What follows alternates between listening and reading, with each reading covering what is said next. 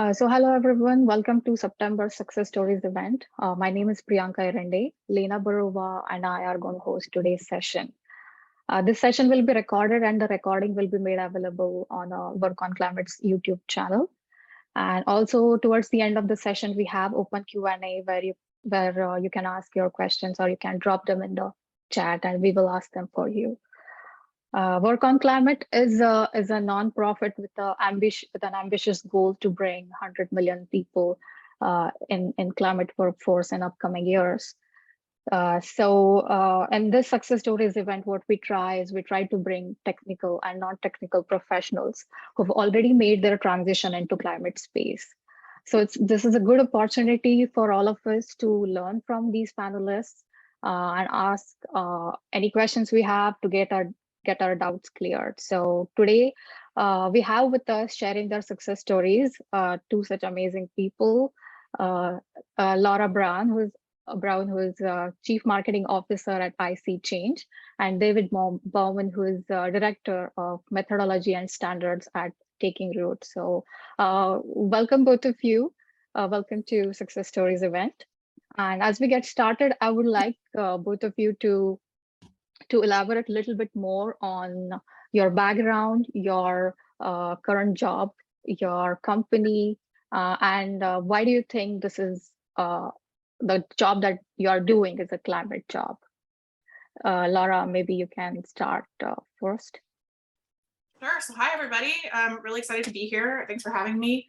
My name is Laura Brown. I'm the Chief Marketing Officer of IC Change, which is a community platform that's helping cities engage with their residents around climate impacts. One example of that is in the city of Miami, which floods pretty regularly. Residents and citizens of the city of Miami can use our tool to report when they see flooding on their street. I've been only in the climate space since I got this job in July. I have 13 years of experience in sort of the media and publishing operations space. So this was an industry shift for me, and I'm really excited to talk about it. Great. David, you want to chip in? Great, yeah. Hi, everyone. Thanks for having me. My name's David Baumann. I'm the Director of Methodology and Standards at Taking Root.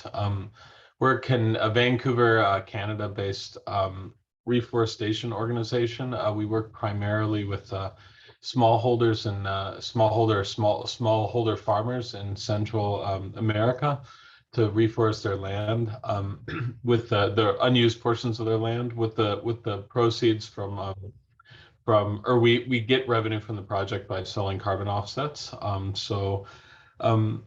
Why is this a climate job? I think it's pretty self-explanatory, but we plant trees at the end of the day. Trees sequester carbon, and again, we can sell the offsets that the trees sequester on these farmers' land to our clients, who are mostly larger corporations and wholesalers of carbon offsets. 60%, around 60% of the revenue from our projects goes straight back into the farmer's pocket. So there's also an international development component to our work. I've been in this field for a while now. I guess I started working for Taking Root in about 2010, so it's been about 12 years. I also actually shifted careers a little bit in the middle and worked at an energy efficiency and renewables company as an analyst. My background is in public policy, but I also have a pretty strong skill set in stats and mapping and sort of data analysis generally that I think has really propelled my career in this direction. Thanks. Mm-hmm. Thank you for that introduction. So moving forward, what was your intention like, or what was your motivation like working in the climate? So Laura? Sure. So 2020, like it was for everybody, was this really transformational year for me. A week before COVID lockdowns hit, a massive tornado wrecked my entire neighborhood in Nashville, and kind of turned me into this climate refugee at a time when like everyone was locking down. Very grateful that I have a friend who took me and my 2 cats in during that hectic period. But I, at the same time, had like just been promoted to running a travel business for the company that I was working for. And within one business quarter of COVID, the company downsized by 90%. And it sort of became like glaringly obvious that my career was going to have this huge reset moment. And the tornado really prompted me to do some real thinking about what my values were. And I sort of came to the conclusion that I had to go forward and fight climate change. So went to business school and tried to pick on as many new skills as I can. And here I am. Wow, that's very moving and inspirational. David, do you want to add what was your motivation behind working in specifically in climate? Sure. So I graduated, got an undergraduate degree a while ago. I'm getting into the middle of my career, probably in I think it was in like 2003, and I lived and worked in Honduras, sort of with the, for a year, with the idea that I was going to do some sort of international development job. At that point, I was living in a more rural community, which was already starting to see sort of early effects of climate, just with a little bit more extreme weather patterns and effects on their agriculture. As most of you surely know, there's a lot. People in the developing world are much more vulnerable to climate effects than people are in the global north, just solely because of supply chains and complexities of I guess their general economy generally. So at that point, I sort of started to see it. I'd also had an environmental interest, so I hoped to work in the climate immediately after I got my graduate degree. It actually didn't happen. I worked for a couple of years in policy and health and social policy, but with my eye always on moving into the environmental policy field with a focus on climate change, and was able to do so in around 2010. So looking at the current scenarios or availability or in general climate scene, do you think this is a good time to start a job in climate? What is your opinion about it? Yeah, I'll take this. Yeah, I mean, I think it's a great time. It's better than it ever has been. And I mean, I guess unfortunately for the planet, but unfortunately for people who are interested in it, I suspect it only to be better. Again, I started working in climate in 2010, and at that point we were a small organization of just 2 or 3 people. And because there's been so much interest in what we do, again, planting forests in the global south, and there's been so much of a demand from carbon offsets through increased net zero targets, mostly by corporations. We're seeing a huge amount of money moving into the space, which means more jobs and more opportunity for smart people like yourselves to jump in. I'm specifically talking about the nature-based solutions space. This is what I work in, but even at my other job with working in energy efficiency and renewables, my firm went from like 10 people to 30 people in just 2 or 3 years, and I'm seeing the same type of growth and taking root. So there are jobs out there for those of you who can who want them and have the right skill sets to get them. Yeah, so besides the fact that we're in like a growing exponential emergency for the planet, which if your life hasn't been disrupted by climate change, honestly, it's probably just a matter of time. Congress just passed like a huge funding package, 2 huge funding packages actually, putting almost $1 trillion, slightly over $1 trillion towards the fight against climate change. And that is a just really great, massive growth opportunity for the industry. It doesn't matter if you're, into renewables or nature-based solutions or how civic engagement works. There's a lot of money in a lot of different places. So there's not enough current experience in the market for everyone with climate experience to take all the jobs. So everyone with outside experience has a relevant part to play here too. Thank you for that answer. It's really motivating for anyone who wants to get into the climate space. So I'd like to Lena to take over, and I'll jump back after a few more questions to ask. Hello. So I wanted to ask some more of a technical questions on your job search.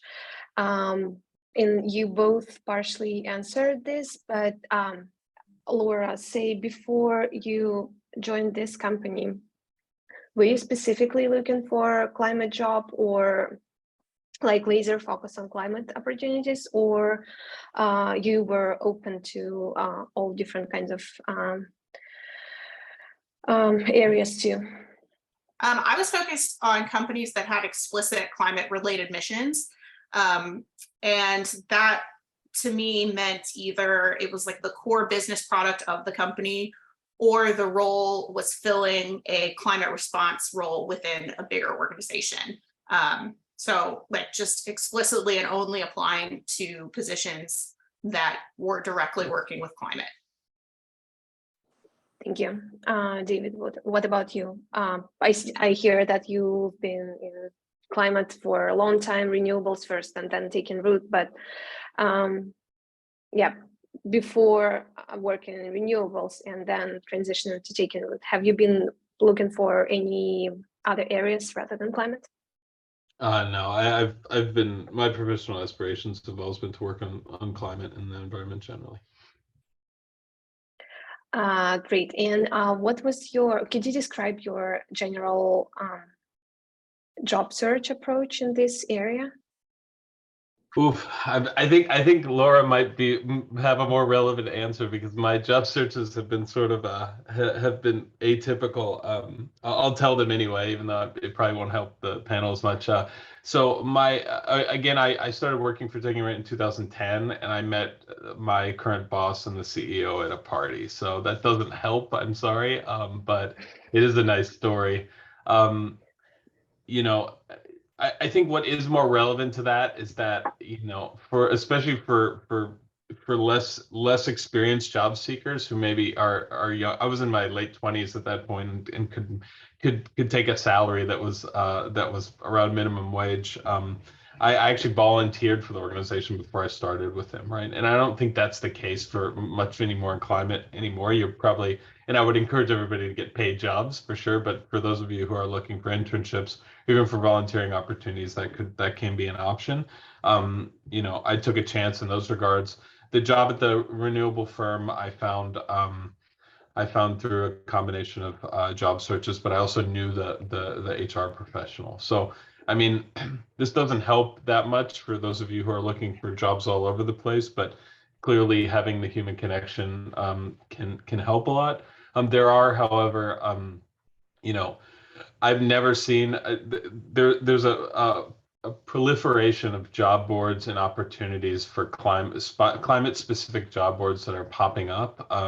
If you I have a list somewhere. If anybody's interested in it, feel free to email me. I'll put my email in the chat. But I think unlike my experience of finding, you know, my professional career at a party, I think a lot of you will have great resources for finding jobs in the climate space. Maybe you can tell us what kind of party was that? So just a house party, yeah. Yeah. So you didn't go there with the purpose of like meeting someone and applying for internship or volunteering for them, right? How? I mean, what would be your advice for folks who meet someone interested on a party or meetup? How would you advise them to approach? Yeah, it's a good question. I mean, look, I wanted to work in climate, just like many of you do, or just like I assume everybody in this meeting wants to. Showing passion and connecting that passion for your desire to work in the space, plus like identifying a need of what this organization needs is a pretty clear equation for success. You know, I heard my future boss talking about his project that he was doing. This is at this point it was just him and one other person, and I came up to him and said I was interested, and then told him what I could provide. At that point I had a background building databases, doing GIS work like mapping, and had some statistics and a master's degree in public policy. All of these things could easily be used for this growing project. So I think again, signaling to people that you have a passion for this work and letting them know that your skill set is something that they need is a great first step in getting a job in the field. Thank you. Laura, what about you? Any advice, tips for people? And yeah, if you can you describe your general approach when you were looking for opportunities? My general approach was to be a fire hose. I went on the climate-related sort of boards. Work on Climate's one. Another great one's Climate Base. There's some related Slack channels where jobs are sort of constantly posted, and I just constantly applied to any job that I was even remotely qualified for. I went to a few conferences like South by Southwest or some like solar conferences, and just kind of gave my business card out to anyone who would have a conversation with me. Had a lot of like 15-minute Zoom calls, just trying to get my foot in the door with people. And I ended up with a lot of different sort of interviews and applications in a wide variety of companies and a huge bunch of different industries. And I think the thing that the advice that I would give would be just to, like, when you're reading through a job description, ignore the requirement that says they want X years in climate sustainability, because the truth is that the skills that are developed in your other industries that you might be in are absolutely relevant to this work. And, you know, marketing is marketing, logistics is logistics, accounting is accounting. Those skills are the things that are valuable, and those are acquired over time. But an industry, especially one as rapidly growing as climate tech, is something that can be learned, and is just an easy like thing to transition over to. So that's my advice. Thank you. That's a great point. I mean, just like to be clear, you don't have to be an expert on like Earth's dynamic, like geodynamics, in order to work in this field. You know, there's very few people who understand the climate change systems who are relevant to working on adaptation or mitigation. It's really about an existing skill set that then leads to mitigation outcomes. And that can be anything: accounting, tech, public policy, marketing, writing, technical writing especially. There's a million things that you can do, and learning the skill set around learning the climate part a lot of times is a very a minimal part of actually being effective in the job. Great. Any other misconceptions besides years of experience in climate you've seen in regards to your domain around work in climate tech?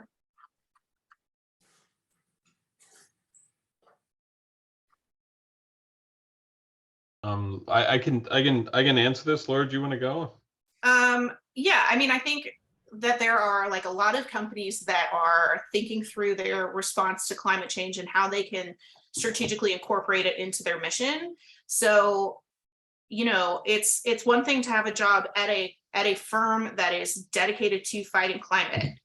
There are also a lot of jobs popping up within broader organizations that are focused on climate. So you may not even have to shift industries. It may be, you know, finding a role internally to the organization that you're in, or the industry and field that you're in, for a company that is trying to be more sustainable in how it's operating in a more generalized way. So those jobs are valuable and frequently posted as well. Yeah, that's a really important point, Laura. I mean, I'm seeing a shift. It's probably a generational shift in a lot of businesses where you know, you're having as sort of I don't know, millennials and younger millennials, or the millennial generation starts taking on more responsibilities, which I think, and where I think that climate is one of the main issues of this generation.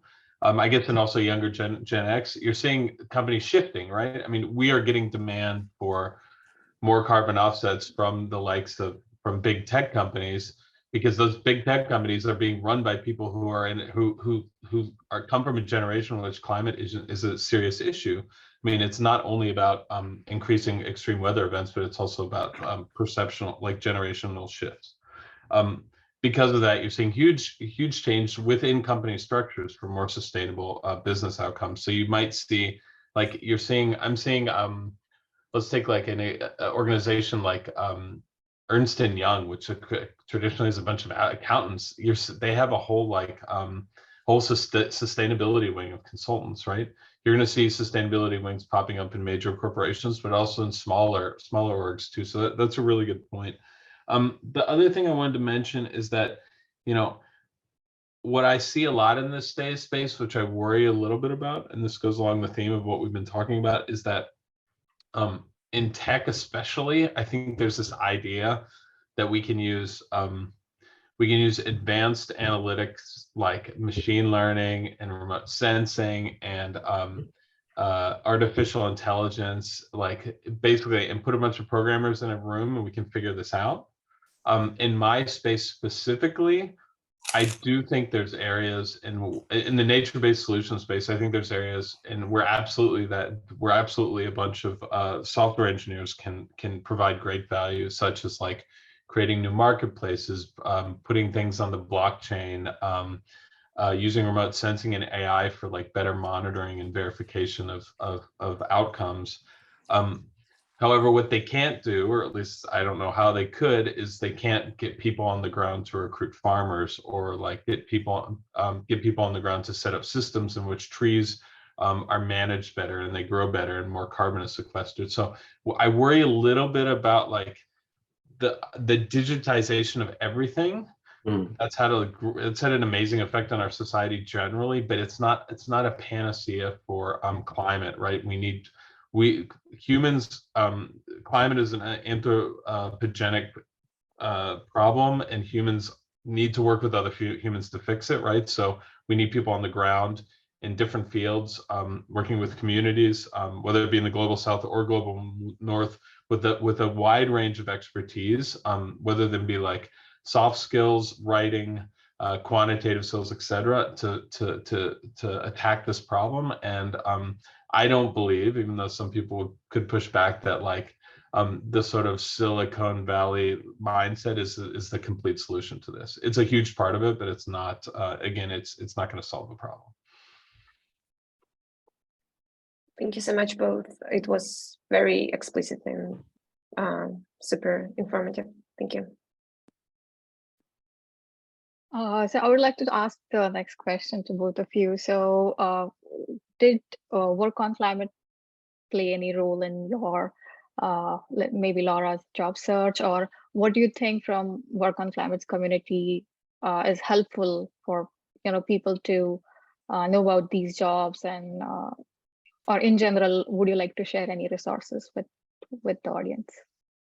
Yeah, so it was immensely helpful for me just to have a database to continuously look at that has climate work, and you can sort of narrow that search according to what your skill set is. The community around it was really helpful in like asking questions or communicating with people, trying to get my foot in the door at different places, just like reaching out. Everyone is super helpful and devoted to getting people placed in climate jobs. And so it just was a really accepting way to get my foot in the door in the community, and highly recommend it. David? So as you can probably infer, I didn't find this job through work on climate. I don't think climate's around when I get this job, but from sort of from a hiring standpoint, it's been really helpful. You know, I have people contact me on a pretty regular basis, asking me about what we do, inquiring about jobs. You know, just general people working, especially in like the forestry channels. I think there's a Learn Forestry and a Jobs Forestry channel, I think that I check regularly. Honestly, I mean,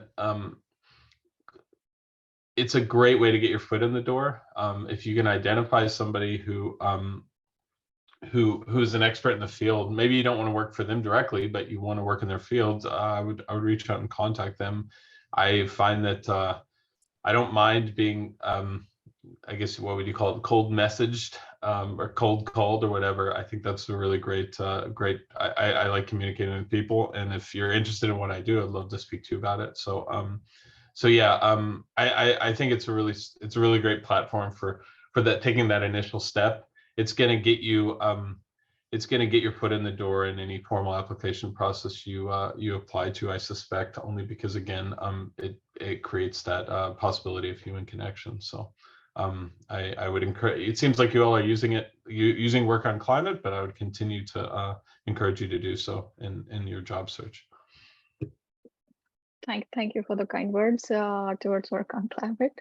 Moving on to the next question, I would like to ask, like, while you were applying for a job, or when in both of your cases, if you are hiring somebody, what do you see a common mistake that an applicant does, which can be easily avoided, so that our audience won't make that mistake? Yeah, so I have 2 open jobs right now. If anybody's in product or software development, please talk to me. Actively interviewing for that this week and next week. Yeah, common mistakes people make. I think the first is sending cover letters that are not at all related to what we do. You know, I'm a big fan of like having templated cover letters, but there should be something in it that sort of indicates that you understand what the company is doing in its industry. The mistake that I personally made that I would caveat people against is spending too much time on interview related projects. I had probably 4 or 5 different companies as part of the interview process give me like a homework assignment that took hours and hours to do. And they varied in sort of what the ask was. But for a bunch of them, it was unpaid, and it was like very obvious that they were just passing work along for me to get done for them that they didn't have to pay for. That part of it felt really exploitative, and I've sort of come to my own rule, and LinkedIn has agreed with me on this. For like that high level work, we should all be paid for the work that we're doing. If you're being asked to do some sort of consulting project that takes longer than an hour or 2 of your time, you should be compensated for that. The job I ended up taking at IC Change was actually the only company that offered to pay me for my trial work during the interview process. And to be honest, like that built a level of trust that was a huge part of the reason that I picked this job at the end of my search. So just advice for, I guess, hiring managers and job seekers is to minimize the amount of work that you're doing for free. David, do you have any word of advice? Yeah, I mean, just keep it short and sweet. You know, I know it's a lot of pressure to communicate to a potential employer your fit, but a short cover letter that's well written, and again, I think is relevant, shows off your skill sets, why your skill set is relevant to the job, and then also sort of conveys your passion for working for this organization, will go a long way. And then same thing goes for the interview, you know. But I think this is not advice that is necessarily singular to the climate space, but I think should be applied overall. So you both have been working in the climate job for some time now. Are you really like happy with the transition that you've made? Do you see, like, do you see inspiration in the work that you're doing, and how is it different from any traditional job in other companies? So how are the climate job, are they same or different? I can go first. Companies are companies. It doesn't matter what industry you're in. Like, some things are going to stay the same. It doesn't matter if you're working on a farm or working at a newspaper or working for a climate tech company. Like, dealing with sort of internal business politics and dealing with other people is a constant thing. One thing that I've been really heartened by is just like how easy it has been. It's been way easier than I anticipated to reactivate old parts of my network to talk about climate solutions. Maybe that's not people who are currently working in the climate space, but I've worked with a lot of people across my career and have found just this intense and increasing interest in understanding climate sort of as a aggregate, as a macroeconomic and social issue, as an issue that businesses are actively taking on and trying to do more about. And so for me, like, I've had a ton of really great conversations with people I didn't expect to have that conversation with across the last year of my life, kind of in this space. And that has been really, really valuable in sort of intangible ways. So I'm the person that brings up climate change at parties and kind of in places where it's like not the topic of conversation, just to make sure that people are having productive conversations about it sort of in the rest of their lives. So I hope that answers the question. Yeah, definitely. A lot of interest. Yeah, I mean, I'll echo what Laura says. It's climate's a component of your job search. I'm sure that many of you could find fulfilling work, professional work outside of climate, right? So don't forget that at the end of the day. I'll give you a quick example of my professional career. I mean, as I've stated before, I started taking root, moved into consulting for a couple of years, and then went back to taking root, right? And the reason why I moved into consulting was I was like, I want to get out of the nature-based solution space and work in renewables, right? And I wanted to be a consultant. And that was actually a really bad fit for me. I mean, despite the fact it was like sort of it was like what I thought I wanted. It was like closer to climate than it was what I was doing originally. And it was working with renewables and like energy efficiency, and that all that stuff was really attractive to me. The company wasn't as good of a fit as my original as taking root. So I went back to taking root. So I mean, I think not to dissuade any of you from looking into climate, but just like it's a piece of the pie of professional I guess satisfaction and development. And for many of us, it's a very important piece of a pie. I don't think I'll ever work in anything else, but it doesn't mean that by landing a job that's outside, that doesn't fit well with your skill set, that's in an organization that is like dysfunctional, is not going to be a great job, even if they're working on climate. So that's something to keep in the back of your head in your search. There's a lot of things that should be considered besides the climate component in finding a job that's a good fit. Thank you both of you for the meaningful insight. So I would like to open this up for question and answers. If the audience has any questions, feel free to ask them.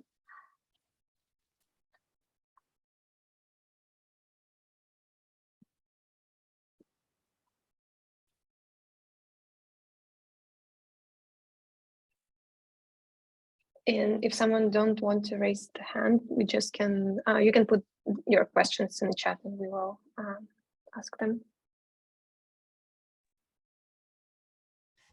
I have a question. Okay, Go ahead. Just want to make sure I'm not cutting off anybody else. My name is Lindsay Lambert. Thank you both, Laura and David, for making time and sharing your journeys. This is super informative. I have been on the job search for 6 months, and my background is in coalition building, capacity building, convening, project management in the nonprofit space, particularly around food access and abortion access. And I've been wanting to transition into climate justice, environmental justice coalition building work, supporting policy work, right? So I've supported policy efforts from a coalition perspective, not me personally drafting policy, but rather bringing together nonprofit organizations who have policy goals but lack a capacity, and helping them sort of identify their goals and work towards drafting and advocating and ultimately passing local and state legislation. I thought it would be, I was naive and thought it would be easy to just transfer over into climate work, but it's been really challenging. And so I'm just curious, number one, I'm keeping an open mind. I'm not just limiting it to climate. That's where I want to go, but I'm, applying to jobs that are working on other issues that I care about, social justice issues. But I'm just curious, like, based on what y'all are seeing in the field, and maybe this is more for David, based on your experience in public policy and renewables in particular, like, are you seeing opportunities for folks to support policy work in the clean energy space without having like technical skills? That's one question that I have for you, David. Yeah, I'm based in Canada, so I'm out of the U.S. Scope, and also I haven't worked in renewables for a couple of years. But I mean, a quick answer, and I hope this is valuable. I suspect that there's work out there in this space. I don't know what your flexibility is in regards to geographic location, but again, we live in a Zoom world, so a lot of people work remotely. My optimism comes a lot from anecdotes, but I mean, I'm hearing a lot in the space about coalitions forming, like in communities, especially around the municipal level, for enacting climate climate provisions. As most of you know, the federal government has been lackluster, at least maybe up until the Inflation Reduction Act, but has been lackluster in climate, in moving forward the climate agenda. So you do see a lot of sort of progressive municipalities moving forward.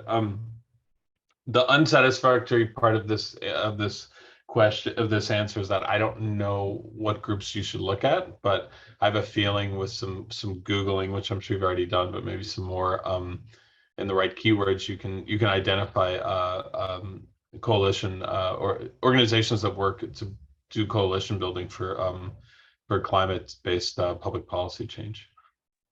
Thank you so much. Yeah, I actually have an answer for you too. We do a lot of work. IC Change does a lot of work with city officials. The role of Chief Sustainability Officer is like a job title that I think the first one is in Miami, and you've sort of seen a smattering of it pop up all over the place. The mission of that job is to engage communities around climate impacts.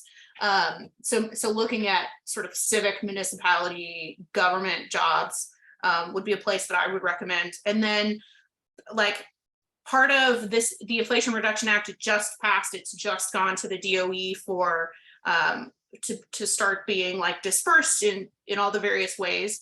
And so there's going to be a massive increase over the next 2 years, maybe slightly longer, in jobs around like how to engage communities on where to spend that money. So I would anticipate that the market for that job specifically is going to increase in the coming months and years. Thank you so much.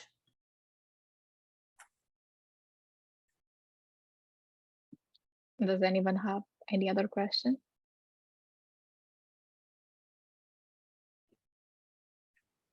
So I'll go ahead and ask you one other question. This is regarding mentorship. So in climate space, do you feel that there's enough mentoring that is available to, let's say, newcomers or not so experienced people out there, or even for yourself, like, you wanted to go to talk to somebody about some technical issues or whatever in your field, is it really readily available? That's the question.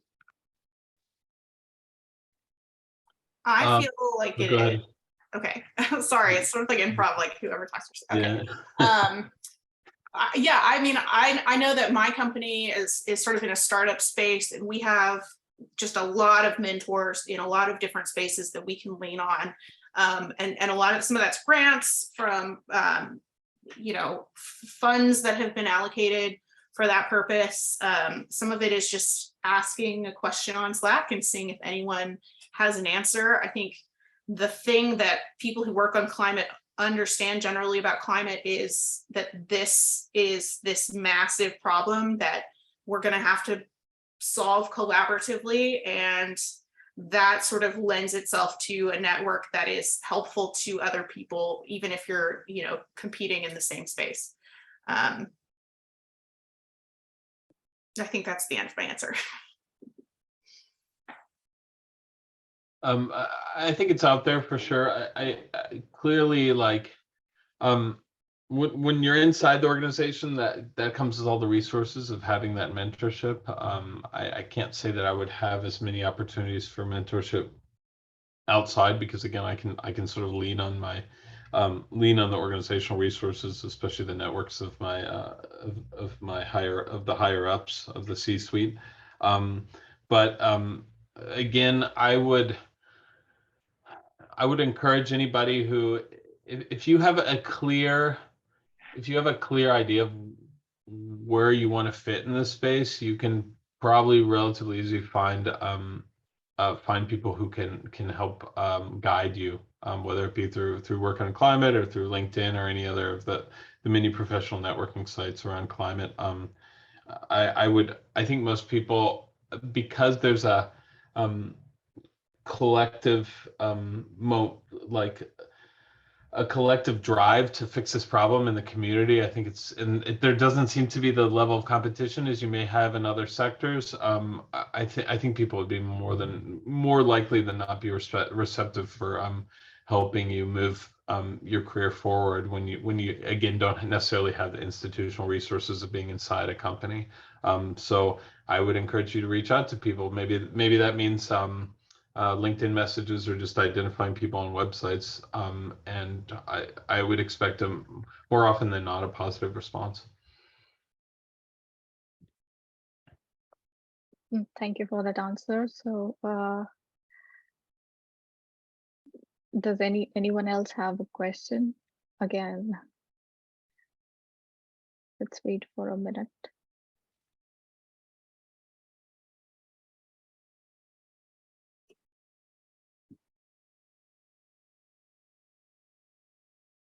Okay, so meanwhile, I'd like to ask Chris. He wanted to talk about how to find job opportunities. Yeah, go Hi. ahead. Yeah, thanks. My name is Chris Blomquist. I've been a recruiter for 15 years. And first of all, thank you, Laura. I was smiling as Dave was talking about how he got into his work, in particular, like, oh, I met him at a party and I can't replicate that. For the benefit of the group, I'll just say, and I think both David and Laura are a good example of this. A lot of times job searching is more circumstantial and organic and, and intentional. Like, for me today, I thought, I'm in the recruitment space. I've, like so many of us here, really probably spend too much time thinking about climate. I have an electric car and I'm trying to get solar. I'm trying to actively do what I can do. And I thought, well, how can I get involved? So what I do, I sign up today to meet all of you lovely people and say, well, gosh, if I can be a recruiter to help, companies find talent, I'm here. Now, I don't know if things that come out of it business-wise. My point of me sharing that is I was intentional to be here today to do this. And I'm intentional in everything I do with my own job search. So when I coach candidates on job searching, I'll tell them flat out, out of the 15 jobs I've had in my career, from entry-level bagging boy at a grocery store to being the head of a recruitment firm, I'm extremely unabashedly intentional about my job search. I will tell everyone that will give me 30 seconds, I'm on the market. When I was my first job I got in Sioux City, Iowa, as an embedded software engineer, I knew I was going to go to that town. I didn't really want to go there, but my girlfriend was there. I wanted to follow her. What did I do? I made a list of 50 companies in Sioux City, Iowa that might hire software engineers. And I literally cold called every one of them and said, hey, my name is Chris. I'm an Iowa State graduate. I'm on the market. I'm looking for software jobs. So, applying is great. And to Laura's point of like, hey, you know, whether you have all the climate background, don't worry, that's fine too. But really it's about being unabashed. LinkedIn is such a powerful resource to do like, hey, you know, where are companies that are hiring? Like look up climate companies in general and reach out to every single person of influence with a mindful message of, hey, I am reaching out because, right? Not just to make a connection, but I am reaching out because I'm passionate about, you know, your organization. And I see that, you know, you're in that space. I'd love to talk to you for 5 minutes about your career, right? And build a relationship. Don't go after like I'm applying a job. Build relationships and allies internally with people of influence. It's how every one of my own career opportunities have come up. And out of those 14 jobs I've had, I think one of them was actually a posted position. The other 13 were literally created for me, not because I'm so amazing at what I do, but because I was fearless enough just to show interest, true interest in the person I was reaching out to and the company and why I was reaching out to them. And I just kind of didn't let them go. I'll 30 more second story because it'll help, I think. My first software engineering job in Seattle, I moved to Seattle, Washington in 2002, heart of a recession. I had 1 year of experience, a below average GPA, and no chance of getting a job in a recession. I just didn't. There were way better candidates out there. I made a list of companies again that I wanted to work at. One of them was Nucor Steel.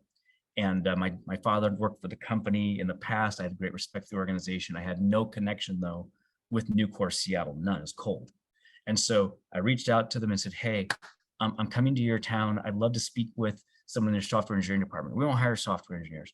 Oh, okay, well, can I talk to someone in your IT department? I'd love to learn about Nucor and I'm, you know, I've read a lot about your organization.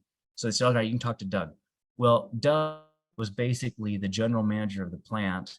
He didn't have a software job, but I showed such passion for his organization and just asked a lot of honest, real questions and why I was so passionate. And I said, well, okay, I don't have a job for you, but can I call you in 30 days just in case, Doug? Sure. I called Doug for 6 months and finally he made me a position so I wouldn't go away.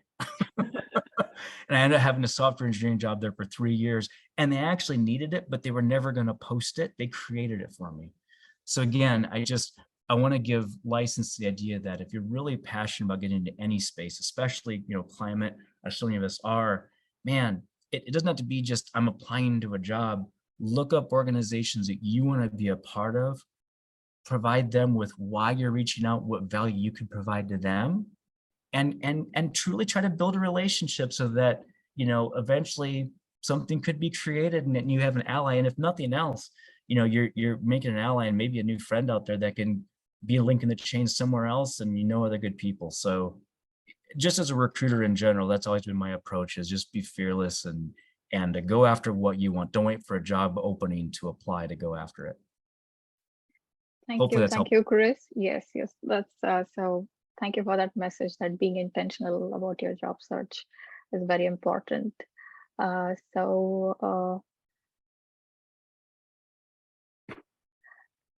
Laura, David, any closing remarks? I guess we are done with the questions. Anything that you would like to say? For mine, no. Well, thanks, Chris. That's super inspiring. I love the idea of being intentional. I do agree that I mean, I sort of told this story, but again, I volunteered for my organization before they actually hired me, and they created a position for me too, right? So, I know that we're not all in a space where we can just be like, oh, I'll just volunteer for 6 months and hope and pray that they make something for us. That's probably unrealistic for most of our realities, but nevertheless, there's a lot you can do to show an organization that you have value and that you're an awesome person. So that's a really great story, Chris. You should give that on all these calls. I appreciate it. But no, other than that, thanks everyone for listening today. I hope it was of value. I put my email in the chat if you wanna contact me individually. I can hopefully give you a little bit of my time to answer any other further questions you may have. Feel free to check out the organization that I work for, Taking Root. takingroot.org is our website. We're Canadian, so we tend to only hire in Canada just because we're smaller. But if anybody has any interest in the organizations or any of our job opportunities, please feel free to get on our site and contact us directly. In the tech space, I know we're looking for an engineering manager. So I don't know if any of you on the call are that, but that would be amazing. But thanks everyone. Appreciate your time. I'm also looking for an engineering manager. So if you're not in Canada, call me. Yeah, I mean, everyone should add me on LinkedIn. Please do that. LinkedIn is just kind of a great place to like collate people. I think, you know, to Christopher's point, showing up in life in all things is like 80% of getting you where you want to go. And it's amazing how often people don't show up. And so it really sets you ahead to just be in the room. Coming to stuff like this is being in the room. Those are the types of things that are super helpful. And I think just my closing advice is, you know, that this industry has grown on a pretty nice trajectory for the last few years.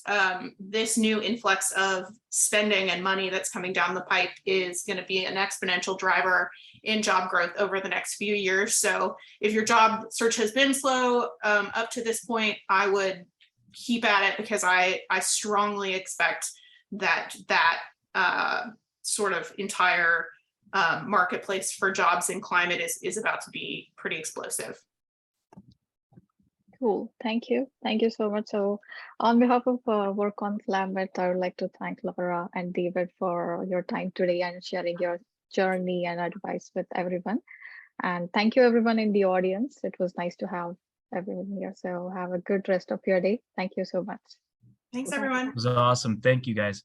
Bye-bye.